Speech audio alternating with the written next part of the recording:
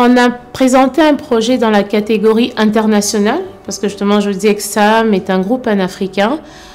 Notre objectif, c'était de former les collaborateurs de plusieurs filiales, à la fois des collaborateurs de la zone CIMA, ce qu'on appelle la zone CIMA, c'est la conférence interafricaine des marchés d'assurance, qui regroupe 14 pays.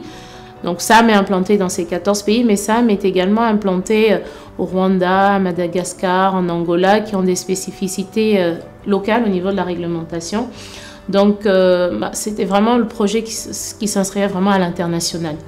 Donc on a présenté le projet international qui était un projet de formation des souscripteurs. Nous avons établi un parcours avec l'IFPAS sur les fondamentaux de l'assurance, parce qu'aujourd'hui, dans nos régions, on a très peu d'écoles qui soient spécialisées en assurance. Et on s'est rendu compte qu'on avait vraiment besoin de faire un focus sur les fondamentaux avant d'aller plus loin. Donc nous avons travaillé sur les fondamentaux d'assurance, sur le droit du contrat d'assurance au niveau de la zone CIMA et puis d'autres pays, donc Madagascar, Rwanda. Et ensuite sur des spécificités plus groupes, donc sur les process de souscription SARAM, qu'est-ce qu'être un souscripteur chez SARAM, quels sont les process qui accompagnent. Donc voilà, on a travaillé vraiment sur ce parcours.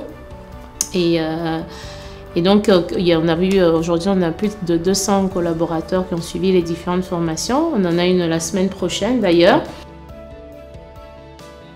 L'IFPAS a su répondre à nos besoins et nos contraintes locales. C'est vrai qu'aujourd'hui, c'est très difficile de trouver sur le marché, par exemple, des formateurs qui connaissent bien la réglementation des marchés africains.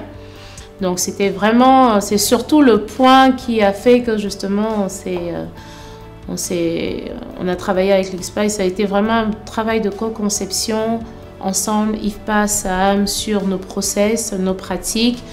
Et en plus sur la disponibilité aussi de l'IFPAS et de formateurs. Donc tout ça, ça a été vraiment des éléments qui ont déclenché le fait qu'on choisisse l'IFPAS et pas notre organisme de formation. Parce qu'à l'origine, on avait vraiment fait un cahier des charges avec un appel d'offres. Donc on avait consulté d'autres sociétés. Donc finalement, on a choisi l'IFPAS pour ça, pour la flexibilité, la disponibilité et puis les compétences CIMA.